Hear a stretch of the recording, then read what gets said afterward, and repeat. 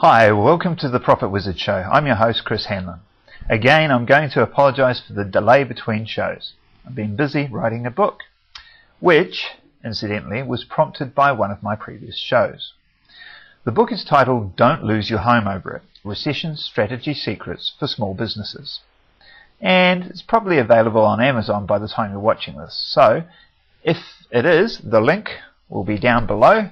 And this is at www.theprofitwizard.com. The Profit Wizard is one word. This book is split into two parts. The first looks at what you need to do to protect your business in a recession, and the second looks at how you can leverage the recession to grow your business and to generate more money than you normally would. In today's show, I'm going to look at one of the sections from the book that does both. I'm going to be talking about margins. This is possibly the most important aspect of any business and becomes even more critical in times of recession. Your margin is simply the difference between the cost of delivering your product or service and the amount you receive for it. This is also sometimes referred to as your gross profit. In recessionary times, it is common to see business owners attacking their own margins by putting in sales and things like that. Not only is this a mistake, it is stupid to the point of negligence. In boom times, it could be argued that decreased margins as a trade-off for increased volume is a viable business strategy, but I'd still argue against it. In recessionary times, however, when volumes by definition are dropping, this is business suicide, not business strategy. The reason many business owners attack their own margins usually stems from panic and an ignorance of alternatives. They have a belief that the sale will bring in more money and they can get rid of some stock. Often it is not the business owner, though, that chooses to erode their margins. Recently, I learnt that an acquaintance in business had one of his biggest customers, a national retail chain, demand that he give them a 25% discount because of the recession. Unfortunately, this client accounted for the majority of his revenue. But that was not the worst. He was advised a week later by his main supplier that there would be a 30% price increase in his major components in 2 months' time. He's now between a rock and a hard place. This is a difficult situation for anyone, but I'm particularly concerned for this gentleman because he has indicated that he wants things to stay the same. He doesn't like change. Now his business needs radical change, but I don't know if he can manage it.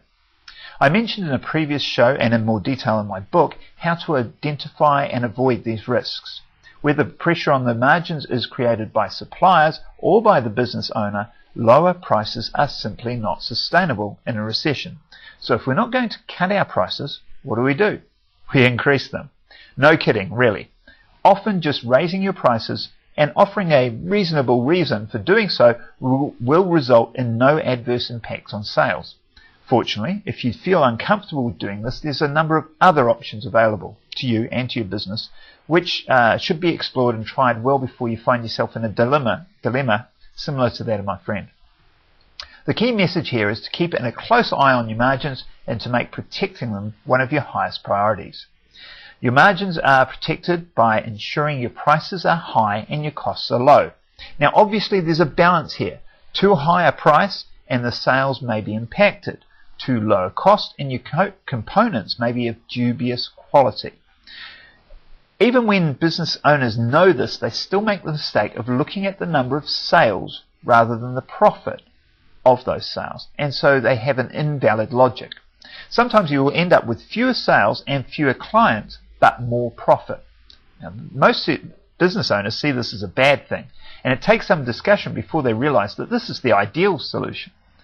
If you have fewer customers, you lose the most price-sensitive ones, who are at risk in any case and are usually the most painful to deal with.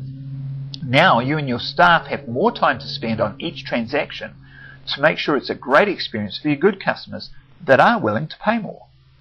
Dealing with fewer transactions at a higher margin means that you're reducing the costs at the same time as increasing profits. Also, if you wanted to, you could now increase your advertising spending to attract more clients at this higher price point because you have the money per transaction to play with. The other side of the balancing act is to protect your margins by controlling your costs. If you go for cheap components, you run the risk, as I said, of compromising quality of your product. Far better to spend a little more on quality components and increase the price than to risk returns and a bad name from poor quality products. Controlling costs does not mean that you have to drive a hard bargain. Despite what you might hear about hard-headed or ruthless businessmen, it is always in your best interest that your vendors are making a fair profit while dealing with you, if they are providing a needed service or component for your business. So, let's recap. Margins are a fundamental element which determines the success or failure of your business. Margins are more important in recessionary times. Your first priority with margins is to ensure that they are healthy enough to maintain and sustain your business. Once this is done, the next step is to see how far you can push them to have the business that you want. Gaining fewer customers and or fewer sales through this is not necessarily a bad thing if the margins and the profits are right. In an upcoming show, we're going to look at price elasticity and see how you can increase your price to what the market will bear. So until next time, take care, and above all, have fun with your business. I'm Chris Hanlon. You've been watching The Profit Wizard Show.